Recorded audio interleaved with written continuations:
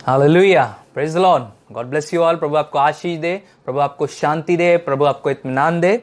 हमारी खुश नसीबी एक बार फिर से कि हम संडे की सुबह प्रभु के नाम को आदर देने के लिए जमा हैं, प्रभु के नाम को इज्जत देने के लिए जमा हैं।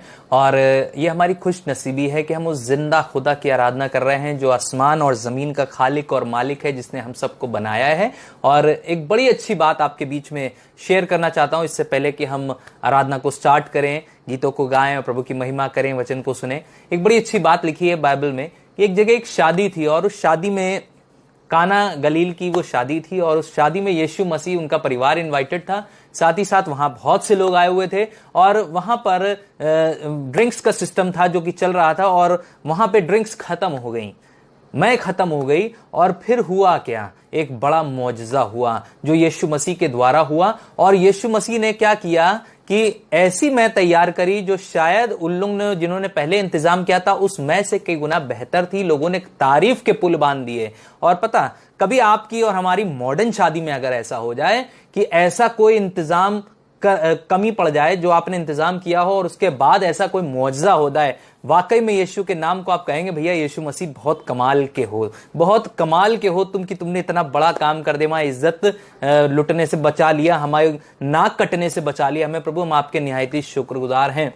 और वैसे ये गीत भी है जो हमें इस बात को सिखाता है कि हम जब प्रेज करें, प्रभु की महिमा करें, तो उसके कमाल के कामों का, उसके कमाल के तमाम जितने काम है उसके कमाल के, उन सब का वर्णन करें, उसके नाम को सराहें, उसके नाम को महिमा दें। इससे पहले हम आराधना शुरू करें, आइए हम दुआ करेंगे, अपनी आंखों को बंद करेंगे, अपने सरों को खुदाउन के हुजूर झुकाएंगे। प्यारे खुदाउन, हम आपके निहायत ही शुक्रगुजार हैं प्रभु, हमारे जिंदा खुदा हैं। धन्यवादित हैं आपके अनुग्रह, आपके प्यार के लिए, आपकी आशीषों के लिए, आपकी बरकतों के लिए खुदावन, जो आपने हम सबों को दी। अपने अनुग्रह में हमें छिपा के रखा, बना के रखा। और मैं दुआ करता हूं प्रभु, आज की इस सुबह भी जब हम सब आराधना कर रहे हैं प्रभु, तेरे नाम को हम आदर देते हैं, तेरे नाम को महिमा देते हैं और दुआ करते हैं पवित्र आत्मा हमारी सहायता और मदद करें प्रभु। हमें बुद्धि और समझ दें खुदावन, हमें नहीं आता हम तेरी आराधना कैसे करें। पवित्र आत्मा ये आप ही सिखा सकते हैं। हमारा नॉलेज, हमारा ज्ञान, हमारा म्यूजिक टैलेंट सब बेकार है आपके आगे खुदावंद। लेकिन जब हम यही सब छोटी चीजें आपके हुजूर लाते हैं तो ये आपको बखूर सी भाती है प्रभु। हम दुआ करते हैं जितने लोग आज इस आराधना में जुड़ रहे हैं उन सबको आप आशीष दें। खासतौर से आज वचन को आपके हाथ में देते हैं और दुआ करते हैं खुदावंद ये बहुतों के दिलों में काम करने वाला हो सके। सारा आदर आपको देते हैं, आप इस योग्य हैं। यीशु के नाम में इस दुआ को मांगते हैं, आमीन। हालेलुया।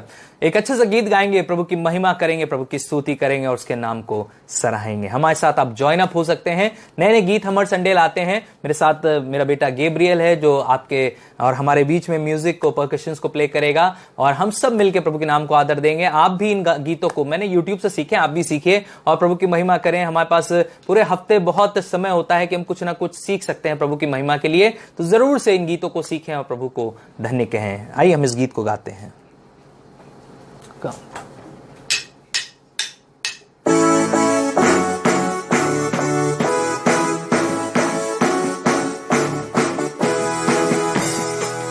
मेरा यीशु है कमाल का, मेरा यीशु है कमाल का, मेरा यीशु है कमाल का, मेरा यीशु है कमाल का। उसके जैसा कोई नहीं, उसके जैसा कोई नहीं। मेरा यीशु है कमाल का, मेरा यीशु है कमाल का, मेरा यीशु है कमाल का, मेरा यीशु है कमाल का। उसके जैसा कोई नहीं, उसके जैसा कोई नहीं। बिन पानी वो प्यास बुझाता, बिन रोटी वो भूख मिटाता। बिन पानी वो प्यास बुझाता, बिन रोटी वो भूख मिटाता। बिन पानी वो प्यास बुझाता, बिन रोटी वो भूख मिटाता। वो ही जीवन जल है यारो, वो ही जीवन रोटी। मेरा यीशु है कमाल का, मेरा यीशु है कमाल का, मेरा यीशु है कमाल का, मेरा यीशु है कमाल का। उसके जैसा कोई नहीं, उसके जैसा जैसा कोई नहीं। बिन सहारे पानी पे चलता, तूफान को भी शांत करता। बिन सहारे पानी पे चलता, तूफान को भी शांत करता। बिन सहारे पानी पे चलता, तूफान को भी शांत करता। आंधी भी उसकी बात माने, तूफान शांत हो जाए। मेरा यीशु है कमाल का, मेरा यीशु है कमाल का, मेरा यीशु है कमाल का, मेरा यीशु है कमाल का। उसके जैसा कोई नहीं, उसके जैसा कोई नहीं।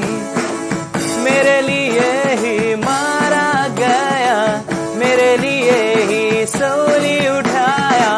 मेरे लिए ही मारा गया, मेरे लिए ही सूली उठाया। मेरे लिए वो मारा गया, मेरे लिए ही सूली उठाया। तीसरे दिन फिर जिंदा उठकर मौत को उसने हराया। मेरा यीशु है कमाल का, मेरा यीशु है कमाल का, मेरा यीशु है कमाल का। उसके जैसा कोई नहीं, उसके जैसा कोई नहीं, उसके जैसा कोई नहीं, उसके जैसा कोई नहीं। हालेलुया। बाइबल भी इस बात का बयान करती है, उसके जैसा कोई है ही नहीं। ये वाकई में सच्ची बात है। नहीं तो बाइबल हमें कभी प्रूफ नहीं बताती कि परमेश्वर ने कितने बड़े बड़े आश्चर्य कर्म किए हैं। उसके कमाल की बातें, उसकी कमाल की सोच, उसकी कमाल की कल्पना हमारे लिए वाकई में काबिले तारीफ है। वो जिंदा खुदा हमारा, और हम उसकी आराधना करने के लिए आज जमा है। आज यकीनन खुदा के नाम को हम आदर देंगे, महिमा देंगे, उसकी स्तुति करेंगे। अब यह समय होगा कि हम थोड़ी देर आराधना करें, अपने मनों को तैयार करें। जब हम वचन रूपी ज्ञान को आज सीखने जा रहे हैं, उससे पहले अपनी वर्शिप को, अपनी आराधना को परमेश्वर के हुजूर अर्पित करेंगे। और इससे बेहतरीन मौका हो ही नहीं सकता है जब आज खुदा के दिन में सब घर पे मौजूद हैं, अपने अपने आराम से बैठे हैं। हमारे पास कोई आज काम नहीं है, हमें ऑफिस नहीं जाना, हमें कोई काम नहीं करना है। क्यों ना हम प्रभु की महिमा करें, क्यों ना हम उसकी आराधना और स्तुति करें। आइए मेरे साथ प्रभु की आराधना और उसकी महिमा करेंगे। अपनी थोड़ी देर आंखों को बंद करेंगे, सर को झुकाएंगे और प्रभु की महिमा और स्तुति करेंगे। हालेलुया। प्रभु यीशु मसीह, तेरे नाम को आदर देते हैं, तेरे नाम को इज्जत देते हैं प्रभु। तेरे नाम की महिमा हो प्रभु। हो सकता है आपकी हमारी जिंदगी में ऐसी बहुत सी ख्वाहिशें हों जो कई बार आपके दिल में ही सिर्फ रह गई हों, लेकिन कभी पूरी ना हो पाई हों। हर एक इंसान की जिंदगी में ऐसा होता है। पता नहीं क्या क्या हमारी ख्वाहिशें हैं, लेकिन जो वाजिब ख्वाहिशें हैं यकीनन परमेश्वर उन्हें पूरा करता है। उसे मालूम है हमें किन चीजों की कब कब और कहां कहां जरूरत है। उसकी टाइमिंग है और उन टाइमिंग में वो हमारे हर एक ख्वाहिश को पूरा करता है। आज अपनी सारी बातों को खुदाउन के हुजूर लेके आए, उसके नाम को धन्य कहें, उसके नाम को मुबारक कहें, अपनी ख्वाहिशों को भी उसके समक्ष लेके आए। जो आपकी इच्छा है, लेकिन ऐसी इच्छा लाइएगा जो कि खुदा के मन मुताबिक भी हो। कई बार हम ऐसी चीजें मांगते हैं जो सिर्फ शायद हमारे फायदे के लिए होती हैं, और इसीलिए खुदा बाप भी हमें नहीं देता है, क्योंकि उसे मालूम है हमें कब इस चीज की जरूरत है। लेकिन जब हम खुदा के मुताबिक चीजों को मांगते हैं, चाहे आपकी चंगाई हो, चाहे आपकी कोई भी चीज हो, खुदा उसे जरूर पूरी करता है। क्योंकि उसकी इच्छा है उसकी कलीसिया बीमार ना रहे, निरोग रहे। उसकी इच्छा है उसके लोग खुशहाल रहें। उसकी इच्छा है उसके लोग उसकी तमजीद करते रहें, उसकी महिमा करते रहें, उससे लिपटे रहें। Let's worship him. ख्वाहिशें जब देती दस्तक, मेरी निगाहें तुझको है निहारती। दिल कहे जब खो रहा सब, तुझको मसीहा सांसें है पुकारते।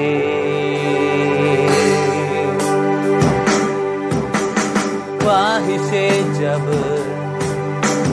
देती दस्तक, मेरी निगाहें तुझको है पुकारती। दिल कहे जब हो रहा सब, तुझको मसीहा सांसें है पुकारते। जो कल्पनाएं तूने रची बेहतर मेरे लिए वो सभी, तुझ पर भरोसा है मुझको है खुदा। मेरा कल तेरे हाथ में था, तेरे हाथ में है कल, तेरे हाथों में है प्रभु। मेरा कल तेरे हाथों में था, तेरे हाथों में है कल, तेरे हाथों में है प्रभु। तेरी मर्जी पूरी हो मेरे यीशु,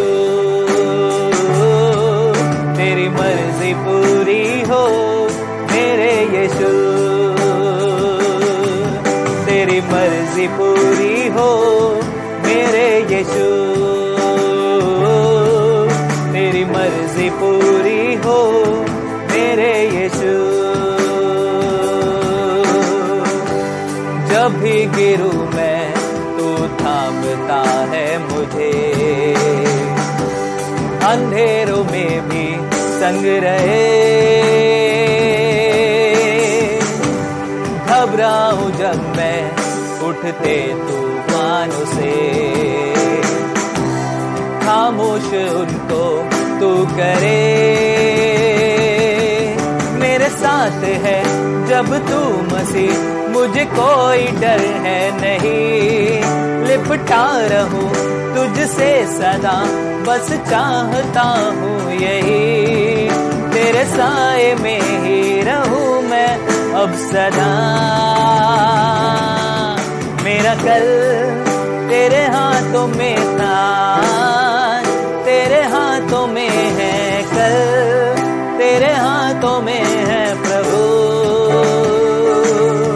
मेरा कल तेरे हाथों में था, तेरे हाथों में है कल, तेरे हाथों में है प्रभु।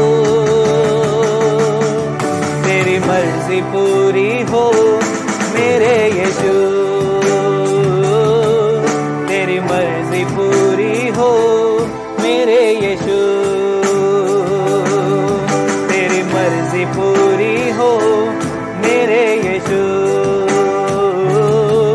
तेरी मर्जी पूरी हो मेरे यीशु। मेरा दिल मेरी जान तेरे हवाले मसीह, जैसी तेरी रजा दियूं उसमें मैं जिंदगी। मुझको है पता प्यार करता है तू मुझे, छोड़ेगा ना कभी कोई संग रहे ना रहे। तेरे वादों पे ही खड़ा हूँ मैं मेरा कल तेरे हाथों में था, तेरे हाथों में है कल, तेरे हाथों में है प्रभु। मेरा कल तेरे हाथों में था, तेरे हाथों में है कल, तेरे हाथों में है प्रभु। तेरी मर्जी पूरी हो मेरे यीशु, तेरी मर्जी पूरी हो मेरे यीशु, तेरी मर्जी पूरी हो मेरे यीशु, तेरी मर्जी पूरी हो मेरे यीशु। कई बार हमारी जिंदगी में सबकी मर्जी पूरी होती है। हमारे फलाने ने कुछ कहा, उसकी मर्जी हमने पूरी करी। हमारे किसी और ने, जान पहचान वाले ने कहा, हमने उसकी भी सलाह मान ली। अपनी परेशानियों में हमने हर एक की सलाह मान ली। लेकिन जिसने कहा है चिंता मत करो, घबराओ नहीं, परेशान नहीं हो, अपना बोझ मुझे दे दो, हमने कभी उसकी नहीं सुनी। इसीलिए वो कह रहा है अपना सारा बोझ मुझे दे दो, क्योंकि मुझे तुम्हारा ध्यान है। अगर वो हमारी चिंता ना करता तो कभी हमसे ये शब्द भी ना कहता।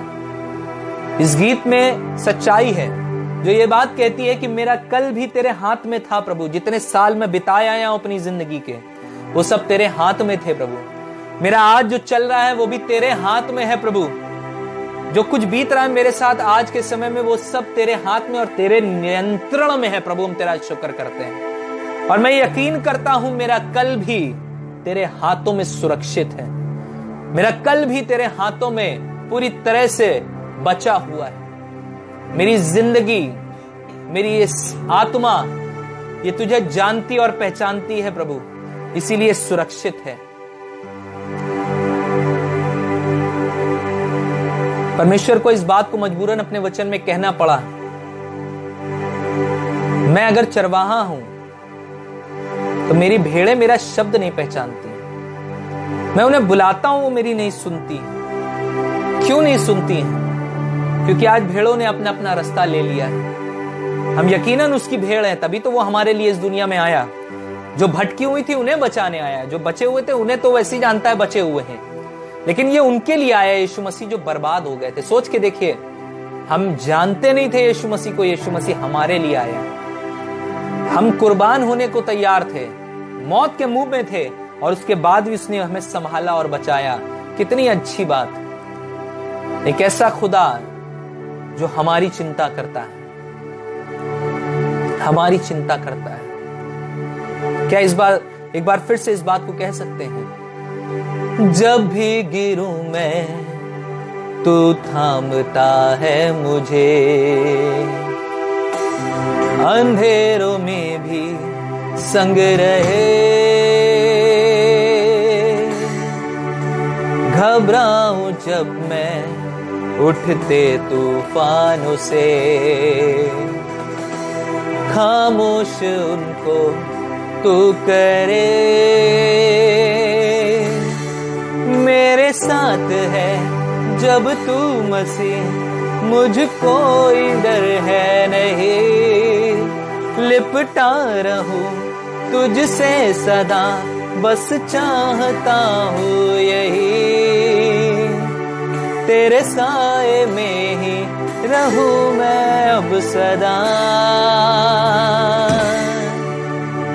मेरा कल तेरे हाथों में था, तेरे हाथों में है कल, तेरे हाथों में है प्रभु।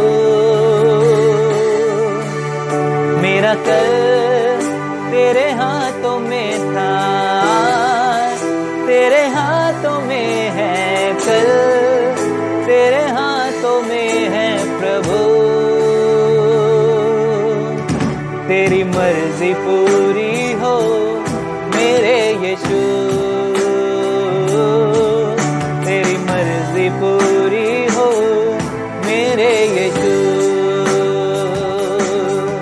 तेरी मर्जी पूरी हो मेरे यीशु, तेरी मर्जी पूरी हो मेरे यीशु। जो कल्पनाएं तूने रची बेहतर मेरे लिए, वो सभी तुझ पर भरोसा है मुझको है खुदा। मेरा कल तेरे हाथों में था, तेरे हाथों में है कल, तेरे हाथों में है प्रभु। मेरा कल तेरे हाथों में था, तेरे हाथों में है कल, तेरे हाथों में है प्रभु। तेरी मर्जी मर्जी पूरी हो मेरे यीशु, मर्जी पूरी हो मेरे यीशु,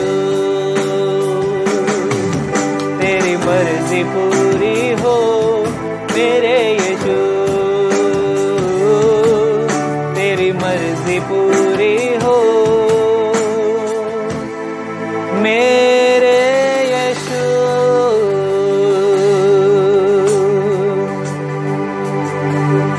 मेरी जिंदगी से प्रभु, मेरी बातों से, मेरे चलने से, मेरे उठने से और मेरे बैठने से ये महज शब्द ना रहे लेकिन तेरी मर्जी पूरी हो प्रभु। ये मेरी बातें ना रहे प्रभु लेकिन वाकई में दिल की गहराई से, आत्मा और सच्चाई से इस बात को कहना हमें फक्र की बात लगता है कि इससे प्रभु तेरी मर्जी पूरी होती है। क्या हम अपनी जिंदगियों को पर्सनली टटोल के कह सकते हैं क्या हर पल प्रभु तेरी मर्जी मेरे जीवन से पूरी होती है, मुझको मिला के?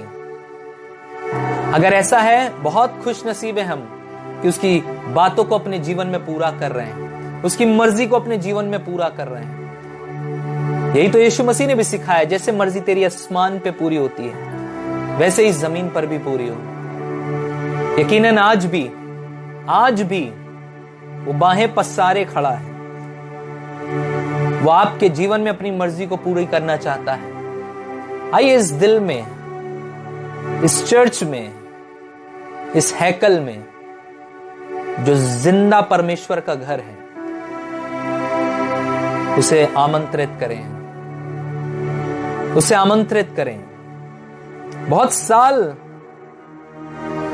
साल हम उससे दूर रहे, बहुत पल उससे दूर रहे। सोचिए कितना मुश्किल हुआ होगा उस बाप के लिए हमसे अलग रहना, लेकिन वो एक टाइमिंग का इंतजार कर रहा था, एक समय का इंतजार कर रहा था। पता नहीं बहुतों के लिए समय आ चुका था, बहुतों के लिए शायद आज वो समय है कि हम अपने पिता की ओर फिर कर वापस आ जाएं, उसके हुजूर आगे अपनी गलतियों का इकरार कर लें, कहने प्रभु मुझसे गलती हुई है, मुझे क्षमा कर। और वो इतना अच्छा पिता है, हमारी एक एक भूल को वो मिटार देता है, हमारे जीवन से इरेज कर देता है। वो कहता है मैं तुम्हारी गलतियों को, तुम्हारे पापों को स्मरण भी नहीं करता हूं। एक गीत गाते हम लोग, पूरब से पश्चिम जितनी दूर है उतनी दूर उसने हमारे गुनाह हमसे कर दिए। कभी मिल नहीं सकते वो हमसे आके, लेकिन गुनाह छोड़ने के बाद दोबारा गुनाह करना एक बड़ी मुसीबत को अपने गले लगाना है। हो सकता है मैंने और आपने पश्चाताप किया हो, लेकिन पश्चाताप के बाद बार बार वही गुनाह, बार बार वही आदतें। जब एक घर के साधारण माँ बाप गुस्सा जाते हैं, जब बच्चा बार बार वही गलती करता है और पिटाई करते हैं उसकी, तो सोचिए वो आसमान का खुदा कितना शांत है, कितना धीरज रखता है हमारे लिए, कितना धीरज रखता है, हमें मौके देता है कि हम इन गलतियों को सुधार लें। हालेलुया। प्यारे खुदावन तेरे हुजूर आते हैं, तेरे चरणों में आते हैं प्रभु, तेरे नाम को धन्य कहते हैं, मुबारक कहते हैं प्रभु। सारा आदर देते हैं, सारी बुजुर्गी आपकी है, सारा जलाल आपका है, सारी महिमा आपकी है।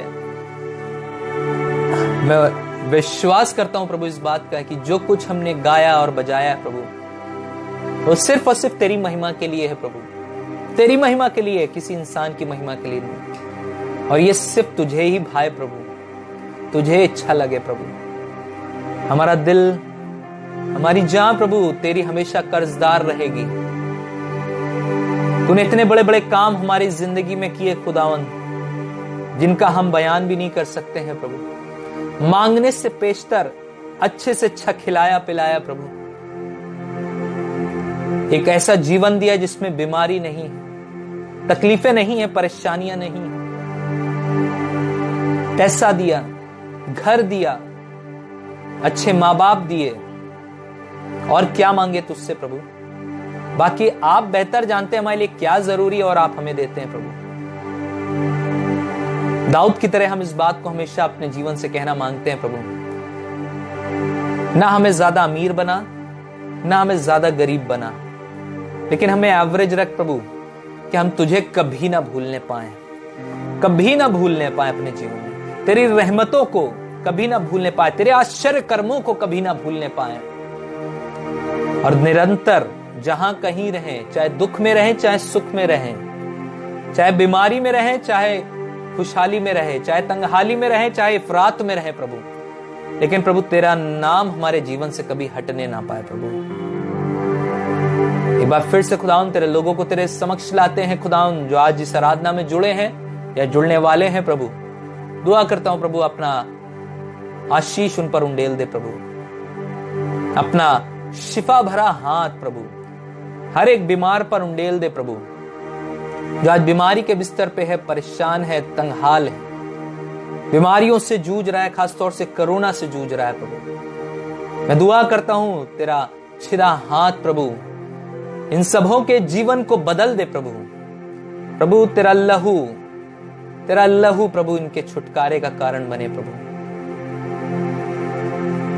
तेरी कलीसिया है प्रभु ये, और तू खुद चाहता है प्रभु तेरी कलीसिया में कोई दाग झुर्री ना हो, कोई बीमार ना हो, कोई परेशान ना हो प्रभु। इसी विश्वास में मैं ये दुआ करता हूं प्रभु, हर एक जन आज अपनी बीमारियों से चंगा हो जाए प्रभु, चंगा हो जाए, यीशु के नाम में चंगा हो जाए, दुष्टात्माओं से आजाद हो जाए, तंगहालियों से आजाद हो जाए। यीशु तेरी सामर्थ इन लोगों के बीच में काम करे प्रभु। जब हम तेरे वचन को सुनने जा रहे हैं प्रभु, सारा आदर आपको मिले खुदाउन, क्योंकि हम तेरी बात करने जा रहे हैं। पवित्र आत्मा हमारी अगुवाई करें, मेरे मुंह को छुओ, पवित्र कर खुदाउन। मैं दुआ करता हूं खुदाउन मेरे जहन को पवित्र कर खुदाउन, मेरी सोच को पवित्र कर।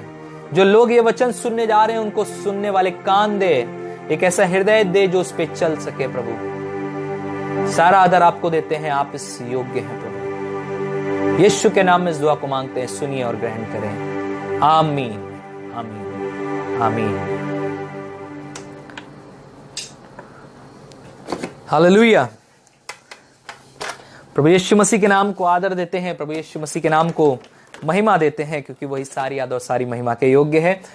खुदा का शुक्र करते हैं इस अच्छी आराधना के लिए, उसकी उपस्थिति के लिए हमारे बीच में। और वाकई में उसने अपनी उपस्थिति के द्वारा हमें इस बात को एहसास दिलाया है कि जहां 2 या 3, मत्ती 18 उसके 20 में लिखा है, जहां 2 या 3 मेरे नाम से जमा होते हैं मैं उनके बीच में मौजूद होता है। मुझे इससे मैटर नहीं करता आप घर में हो, आप चर्च में हो, आप सड़क पे हो, आप बस में हो, आप ट्रेन में हो, आप कहीं भी इस प्रचार को सुन रहे हैं, यकीन जानिए आप उसके नाम से आए हैं, इसलिए वो आपके साथ है। हालेलुया। और आज परमेश्वर के कलाम से हम आगे सीखने जा रहे हैं। पिछले संडे हमने सीखा था कि चर्च का नजरिया परमेश्वर की नजर में क्या है, परमेश्वर की क्या सोच है चर्च के बारे में। आज हम उसके दूसरे विषय पे, दूसरे हिस्से पर जाएंगे, दूसरे भाग में जाएंगे, जिसमें हम फिर सीखेंगे कि परमेश्वर की सोच, उसका नजरिया क्या है चर्च के बारे में। देखिए, पहली बात, बहुत से लोग चर्च को अंडरस्टैंड नहीं करते हैं बाइबल के माध्यम से, इस वचन के माध्यम से चर्च को समझने की कोशिश नहीं करते हैं, लेकिन जो समाज ने उन्हें सिखाया है उस समाज के जरिए वो चर्च को समझने की कोशिश करते हैं। एक बार एक आदमी ने अपने एक दोस्त को बुलाया कि आज वो चर्च चलते हैं और अच्छा लगेगा तुम्हें वहां पे। वो चर्च में आता है, वो पास्टर साहब प्रचार करते हैं, प्रचार के बाद दुआ करते हैं और दुआ के बाद एक ऑल्टर कॉल देते हैं। जो लोग अपने जीवन को बदलना मांगते हैं और जिन्हें कोई बीमारी परेशानी है वो आगे आ सकते हैं और दुआ करवा सकते हैं। क्योंकि ये आदमी पहली बार चर्च गया था तो ये जाके लाइन में खड़ा हो जाता है, और जब पादरी साहब उसके पास आते हैं और पूछते हैं कि आपके लिए किस विषय पे दुआ करी जाए, तो वो कहता है सर मेरी हेयरिंग के लिए दुआ कर दीजिए। तो पादरी साहब को लगता है इसको कान में प्रॉब्लम है और वो कान पे हाथ रखकर दुआ करना शुरू करते हैं। बड़े बोझ के साथ पादरी साहब पूरी दुआ करते हैं और उसके बाद कहते हैं चुटकी बजा के, अब तुम्हारा कान कैसा है? तो कहने लगा, यानी कि इंग्लिश में उन्होंने बोला, how is your hearing now? तो जैसे उन्होंने बोला तो कहना मेरी हेयरिंग तो अगले महीने है कोर्ट में, और हाई कोर्ट में मेरी हेयरिंग है, तो प्लीज मेरे लिए दुआ करिएगा।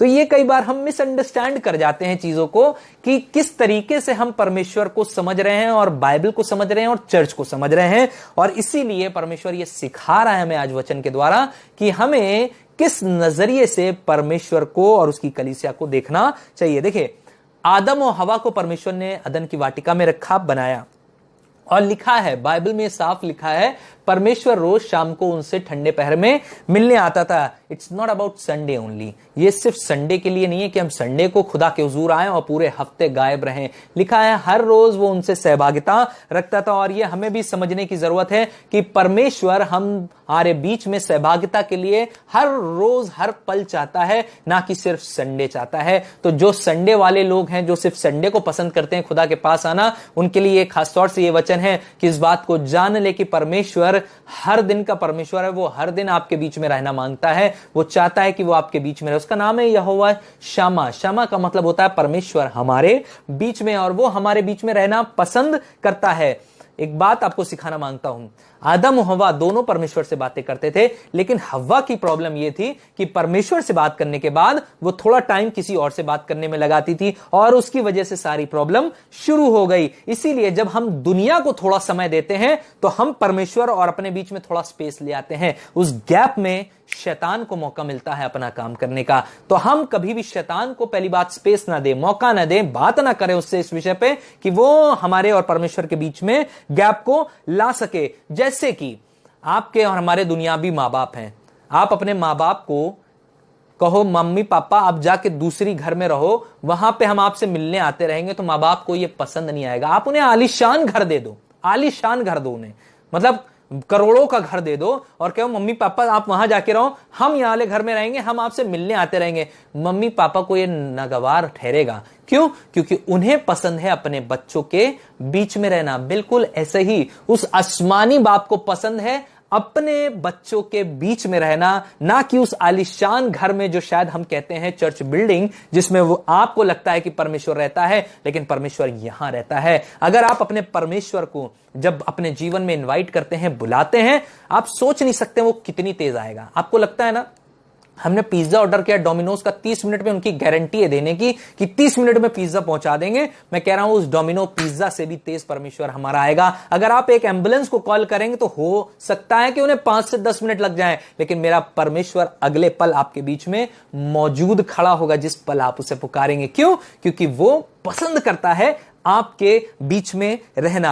मूसा से परमेश्वर ने बात करी और कहा मेरे लिए एक ऐसा स्थान बना जिसमें मैं हमेशा उपस्थित रह सकूं, मैं तुम लोगों के बीच में रहना मांगता हूं। उसने एक तंबू बनाया और उसमें परमेश्वर रहने लगा और लोग उसकी आराधना करने लगे, क्योंकि परमेश्वर को पसंद था कि उनके बीच में, अपने इजरायलियों के बीच में रह सके। उसके बाद दाऊद ने एक तंबू बनाया यरूशलेम की पहाड़ी के ऊपर, माउंट यरूशलेम के ऊपर, ताकि वहां पर परमेश्वर की आराधना कर सके। थोड़े दिनों बाद सुलेमान ने वहां पर एक भव्य मंदिर का निर्माण किया। यरूशलेम का वो मंदिर था जिसको कहा जाता था, और वो उसी जगह बना माउंट यरूशलेम के ऊपर, जहां पर अब्राहम ने अपने बेटे को कुर्बान करने के लिए हाथ को उठाया था, बांधा था अपने बेटे को, सारी तैयारियां करी थी। ये वही जगह है जहां पे यरूशलेम का मंदिर बनाया गया था। और यरूशलेम के मंदिर के विषय में यहूदी जो हैं बहुत सतर्क रहते हैं, क्योंकि यरूशलेम का मंदिर पुरानी नियम में अगर हम पढ़ें तो नबूकदनेस्सर राजा का जिक्र है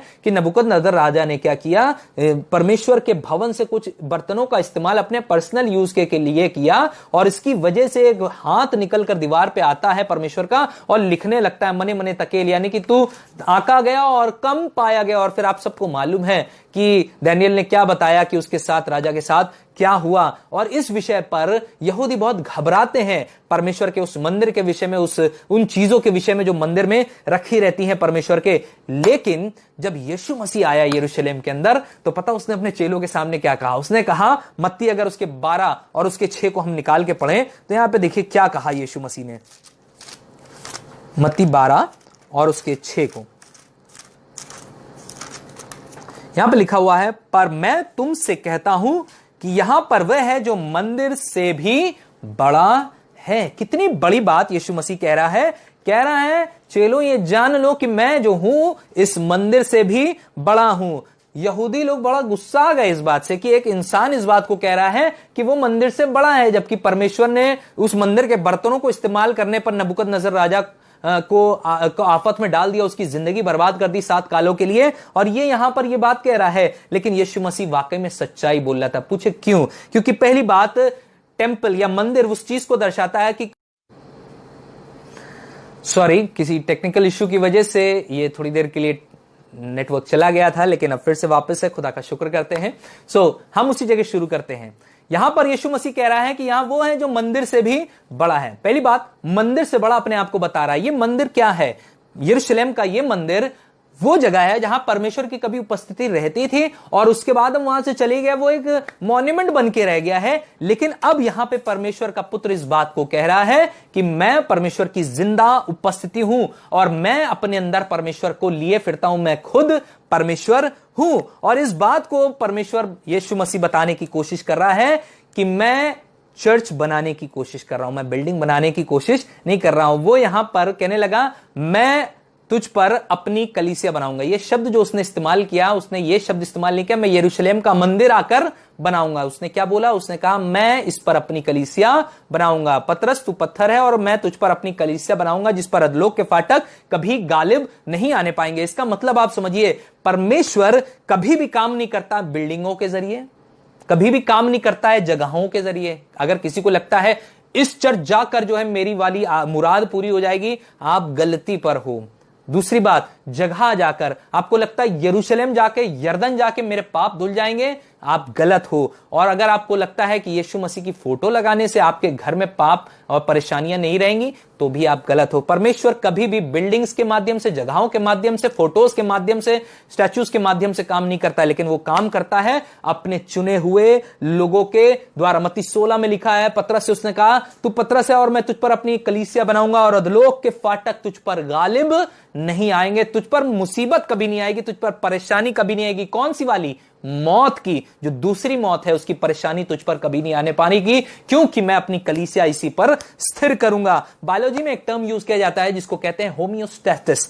होमियोस्टैटिस एक ऐसी एबिलिटी होती है बॉडी की जिसमें कि बॉडी किसी भी परेशानी में पड़े उसके बाद ओरिजिनल पोजीशन में वापस अपनी आ जाती है। जैसे कि आदमी शराब पीता है, शराब पीने के बाद नशे में होता है, लेकिन रात का पिया सवेरे उतर जाता है और 12 बजे 1 बजे तक वो बिल्कुल नॉर्मल पोजीशन में अपनी वापस आ जाता है। ये बॉडी की एक एबिलिटी है जिसमें कि बॉडी अपने आप को वापस गेन कर लेती है। लेकिन दुख की बात यह है कि शायद इसी तरीके से हमारी जिंदगी भी, विश्वासी जिंदगी भी कुछ इसी तरीके से हो रही है। यीशु मसीह हमको चर्च कल्चर की ओर लेके जा रहा है, चर्च की ओर, यानी कि परमेश्वर की आत्मिक भवन की ओर लेके जा रहा है। और जो मंदिर है, यरूशलेम का मंदिर कह सकते हैं, या आपका जो भी चर्च बिल्डिंग है वो कह सकते हैं, वो आपको टेंपल कल्चर की ओर लेके जा रहे हैं। मैं 5 हिस्से आपको बताऊंगा, 5 तरीके बताऊंगा जिसके द्वारा हम आज इन दोनों के बीच में बहुत स्ट्रगल कर रहे हैं। हम कलीसिया को नहीं समझ पा रहे हैं और मंदिर को समझ रहे हैं, और मंदिर को समझ के हम कलीसिया को नहीं समझ पा रहे हैं। और आज इन्हीं दोनों का मैं थोड़ा सा वर्सेस में बात करूंगा, थोड़ा सा कंट्रास्ट में बात करूंगा और आपको सिखाने की कोशिश करूंगा कि ये क्या होता है। पहली बात, मेडिटेशन और प्रेयर। मेडिटेशन का मतलब ध्यान लगाना और प्रेयर का मतलब प्रार्थना करना।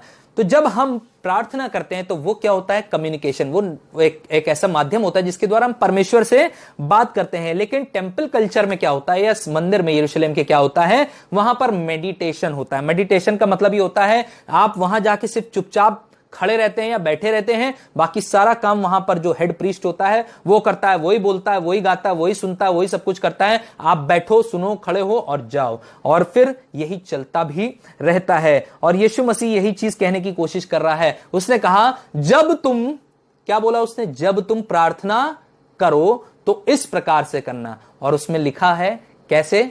सोच के करना। क्या? ऐ हमारे बाप। मंदिर का जिक्र उसने नहीं किया, लेकिन उसने क्या बोला?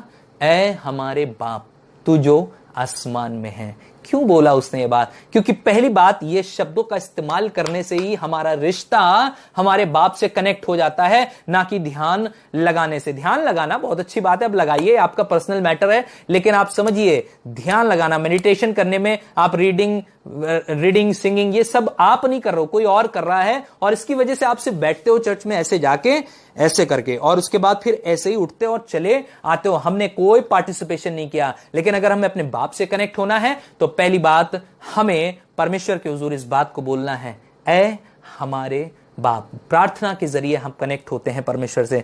Singing worship versus worship culture, यानी कि गाना और आराधना करना, इन दोनों में बहुत फर्क है। देखिए, मंदिर के अंदर, यरूशलेम के अंदर, मंदिर के अंदर या चर्च के अंदर कह लीजिए, बिल्डिंग जो है उनके अंदर गाना होता है, लेकिन वर्शिप कहां होती है?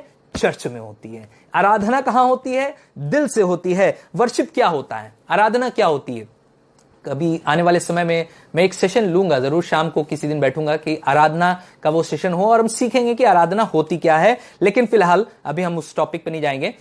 इतना हिस्सा आपके लिए जरूरी है कि पहली बात, आराधना वो हिस्सा होता है जिसमें हम परमेश्वर को यह बताते हैं कि परमेश्वर तू सबसे बड़ा है, तू सबसे महान है और खुदावन तेरे जैसा कोई नहीं, और मेरे लिए मेरे जीवन में तुझसे बढ़कर ना मेरी फैमिली, ना मेरे परिवार, ना मेरा बच्चा, ना मेरी बीवी, ना मेरा कोई, लेकिन सिर्फ और सिर्फ तू ही सबसे अच्छा है। ना उनमें सबसे अच्छा मेरा दोस्त भी शामिल है, लेकिन परमेश्वर तू ही है और सब कुछ तू ही है। और सिंगिंग में क्या होता है, गाने में आपने किताब पकड़ी, गाना शुरू किया और गाना खत्म भी हो गया, लेकिन उसमें हमारे कोई इमोशंस बाहर निकलकर नहीं आए। कई बार ऐसे ही होता है कि हम चर्च में जाते हैं, चर्च तो गए लेकिन हम चर्च के कल्चर को नहीं प्रैक्टिस करते हैं, हम टेंपल के कल्चर को प्रैक्टिस करते हैं, यानी कि हम बिल्डिंग के कल्चर को प्रैक्टिस करते हैं कि वहां गाओ और चुपचाप चले आओ। और इसीलिए परमेश्वर यह सिखा रहा है हमें कि हमें इस तरीके की आराधना परमेश्वर को नहीं अर्पित करनी है। Singing is not required but emotions to intellect with God. हमारे लिए सिंगिंग इंपॉर्टेंट नहीं है, लेकिन हमारे लिए हमारे इमोशंस, हमारी भावनाएं, हमारी सोच जो परमेश्वर के लिए वो इंपॉर्टेंट होती है। सिंगिंग यानी कि गाना जरूरी है, गाना जरूरी है, और गाना वो माध्यम है या वो औजार है जिसके जरिए हम अपनी आराधना को, अपनी फीलिंग्स को परमेश्वर के हुजूर प्रकट करते हैं। देखिए, इसीलिए कनेक्शन कर रहा हूं मैं इसका कि आराधना में और गाने में बहुत फर्क है। गाना कोई भी गा के जा सकता है, लेकिन आराधना दिल से होती है। परमेश्वर के हुजूर हम अपनी फीलिंग्स को लाकर खड़ा करते हैं। इसलिए बहुत जरूरी है जब आप चर्च में हो, इस घर वाले चर्च में, तो आप अपनी आराधना दिल से परमेश्वर के हुजूर के, मैं सिर्फ शब्द गाने के ना हो, लेकिन उसमें अपनी फीलिंग्स, अपने इमोशंस जरूर से हो। तीसरी बात जो मैंने इसमें नोट करी वो है reading versus studying.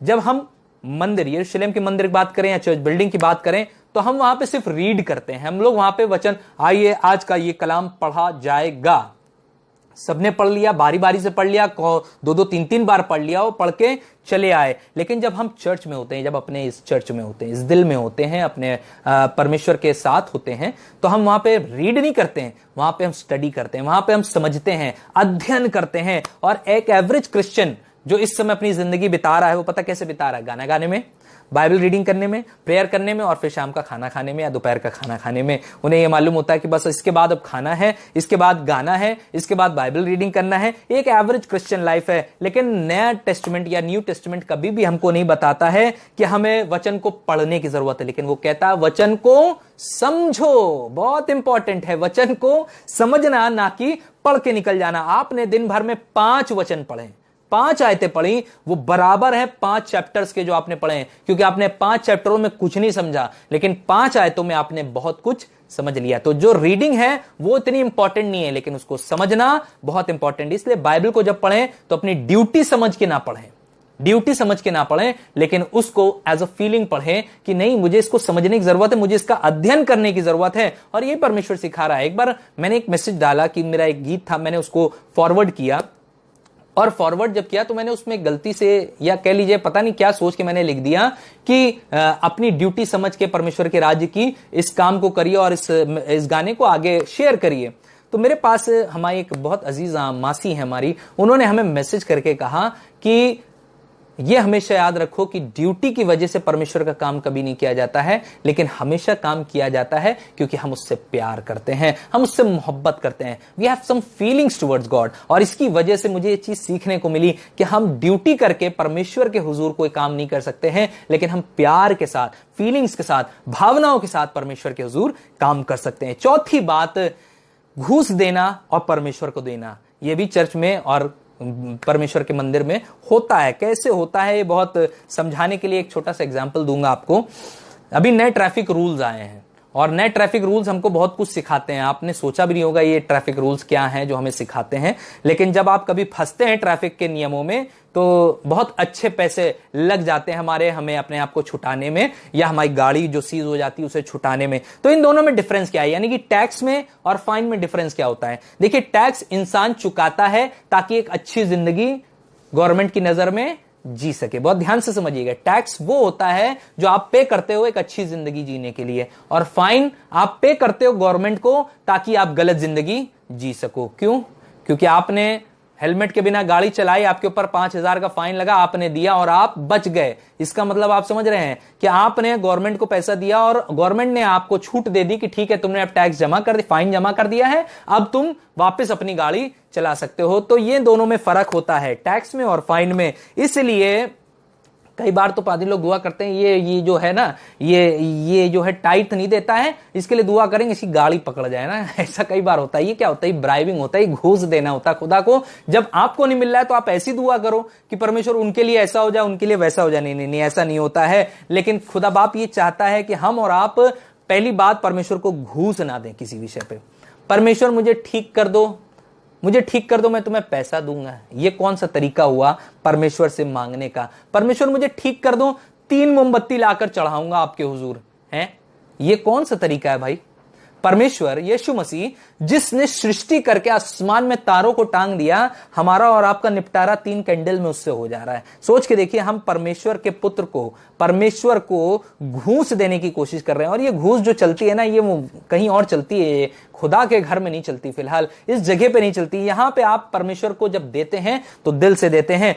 Temple culture में ब्राइबिंग चलती है, लेकिन जब परमेश्वर के भवन में होते हैं, आप इस जगह पे होते हैं, तो यहां ब्राइबिंग नहीं चलती है। आप खुशी से परमेश्वर को देते हैं, क्योंकि परमेश्वर ही है जो आपको देने वाला है। कोई ये कहे कि परमेश्वर मेरा ये काम बना दो तो मैं आपको 100 रुपए या 1000 रुपए दूंगा, तो ये परमेश्वर को घूस देना है। लेकिन जब कोई आपसे कभी बोले ये परमेश्वर को दो ताकि वो तुम्हें और दे, तो आप उससे जरूर से इस बात को कह सकते हैं, मैं परमेश्वर को इसलिए नहीं दे रहा हूं कि मुझे और दे, लेकिन मैं परमेश्वर को इसलिए दे रहा हूं क्योंकि मैं उससे प्यार करता हूं। वो मुझे दे और चाहे ना दे, उसके बाद भी मैं उससे प्यार करता हूं। God doesn't bless the trick of giving but a heart of giving.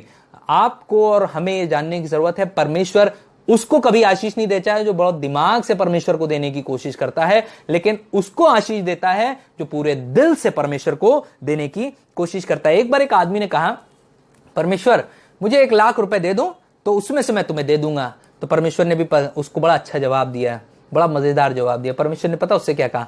इस समय जो तेरे पास है पहले उससे दे के तो देख, मुझे पहले उससे देखे तो देख। तू 1 लाख की बात कर रहा है, तू थोड़े में वफादार नहीं है, तुझे बहुत वस्तुओं का अधिकारी मैं कैसे बना दूं? परमेश्वर यही सिखा रहा है हमें कि हम थोड़े में वफादार बने रहें। जब हम परमेश्वर के भवन में आए तो यहां से दिया जाता है, ना कि सोच के दिया जाता है, दिमाग लगा के कभी भी नहीं दिया जाता। अगर आपको याद होगा, यीशु मसीह एक दिन आराधनालय के दरवाजे पर बैठ गया और वहां पे बैठकर लोगों को देख रहा था ये किस तरीके से दान डालते हैं। कितना अजीब टाइप के पास्टर बन गए ना यीशु मसीह, वहां बैठ के देख रहे हैं सबके। सोच के देखिए, आप अपना दान डालने जाएं और आपके पादी साहब देखें डब्बे में कि कितना पैसा डाला जा रहा, कौन कौन डाल रहा है, सबकी शक्लें ऐसे देखें तो कितना अजीब लगेगा। लेकिन यीशु मसीह वहां पे कर रहा था क्योंकि उसे मालूम था वो परमेश्वर का पुत्र है और उसे पता है कि कौन किस तरीके से डालता है। यीशु मसीह ने यहां नए नियम में तो कहीं टाइप की बात नहीं करी, लेकिन पता उसने एक बात बड़ी अच्छी कही। उसने कहा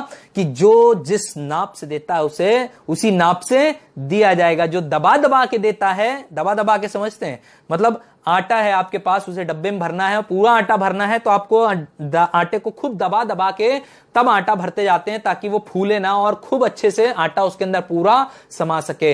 बिल्कुल ऐसे ही जब हम किसी को पैसा देते हैं तो ऐसे, अच्छा ठीक है 200 रख लो, बहुत है तुम्हारे लिए, 200 ठीक रहेंगे तुम्हारे लिए।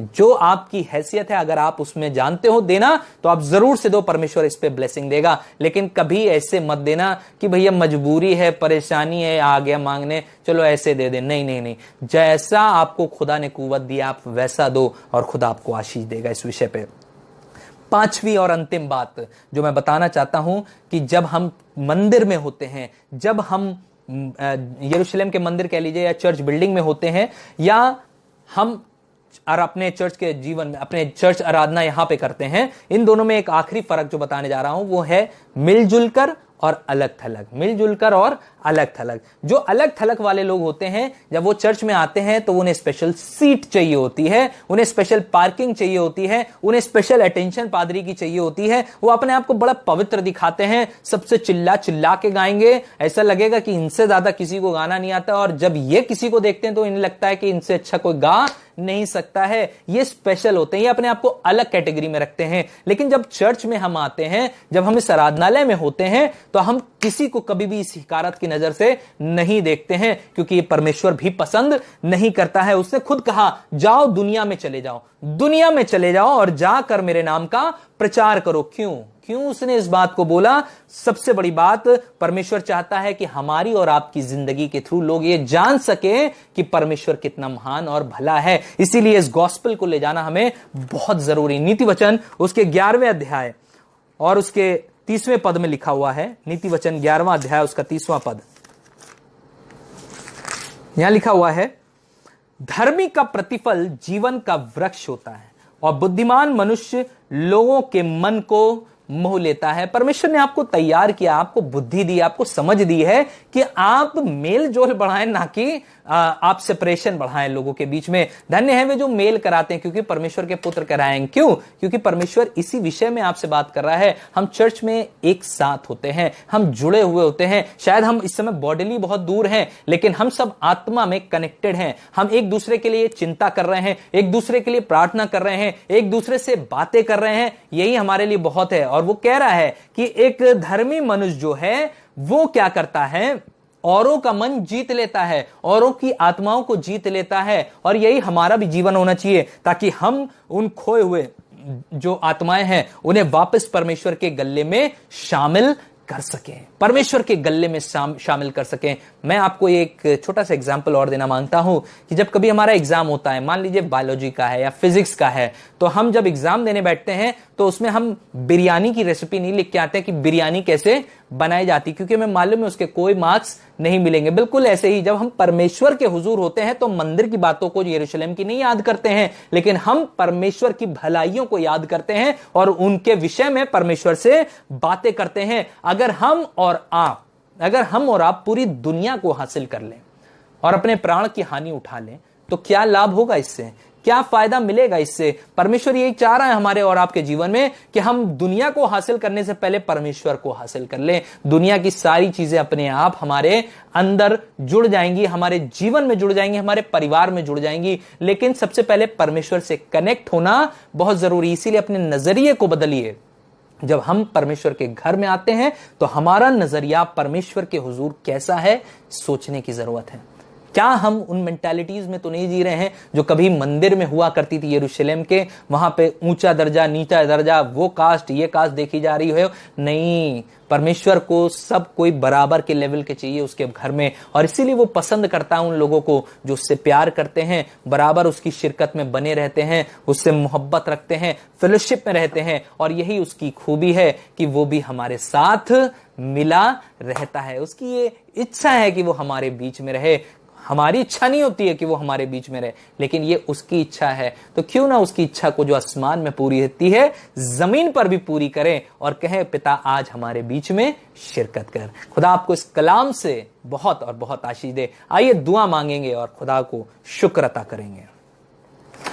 प्यारे खुदा, हम आपके निहायत शुक्रगुजार हैं प्रभु, मैं जिंदा खुदा है। धन्यवादित है आपके अनुग्रह के प्यार के लिए, आपकी आशीषों के लिए, बरकतों के लिए। आपने जो कुछ हमें दिया उन सब के लिए हम आपके शुक्रगुजार हैं और दुआ करते हैं प्रभु, इस समय जो हमने वचन से सीखा है प्रभु तेरे हुजूर, वो हमारे दिलों में पैबस्त हो जाए प्रभु। हमारी सिर्फ ड्यूटी ना रह जाए प्रभु तेरे हुजूर, लेकिन प्रभु ये दिल से होने पाए। जो कुछ भी करें, आराधना करें, बाइबल पढ़ें, खुदाउन तेरे लोगों के बीच में शामिल हो, तो सिर्फ दिल से हो और सिर्फ दिल से हो, ऊपरी दिखावा ना हो प्रभु। दुनिया जैसे दिखावा करती वैसे हमारे पास ना हो प्रभु, लेकिन हम जब तेरे हुजूर आए तो तू हमें ऐसे ही एक्सेप्ट करे जैसे हम हमारे माँ बाप, दुनिया में माँ बाप हमें एक्सेप्ट करते हैं। उसी प्यार के साथ प्रभु हम तेरे हुजूर आते हैं प्रभु, और दुआ करते हैं प्रभु हमारे इस चर्च को, हमारे इस दिल को और बना, और खूबसूरत बना खुदाउन, ताकि हम तेरे वचन की बातों में और पुख्ता होकर अपने इस कलाम को जो हमने सीखा है दूसरों तक पहुंचाने वाले हो सकते हैं। तूने कहा है, जाओ और सारे जगत में मेरे नाम का प्रचार करो। प्रभु मैं दुआ करता हूं ये प्रचार इन लोगों ने सुना है और ये दूसरों को सुनाए प्रभु, सिखाए प्रभु। मैं दुआ करता हूं इस फेसबुक के जरिए, यूट्यूब के जरिए ये ढेरों लोगों तक पहुंचने वाला हो सके, ताकि हर कोई आशीष पाए और बरकत पाए। प्रभु अपना अनुग्रह दे, अपने लोगों को बरकत दे। यीशु के सामर्थी नाम में इस दुआ को मांगते हैं, सुनिए और ग्रहण करें, आमीन। खुदा आपको बड़ी बरकत दे। God bless you all. प्रभु आपको आशीषों से नवाजे। और मेरी दुआ है कि अगले हफ्ते जब हम सब ज्वाइन अप हो तो खुदा के नाम को बड़ा आदर दें। हम तीसरे भाग में चलेंगे, परमेश्वर का नजरिया कलीसिया के को देखने का। इस पे हम जरूर से बात करेंगे, तो जरूर से हमारे साथ ज्वाइन अप होइएगा। तब तक के लिए खुदा आपको आशीष दे। Shalom and God bless you.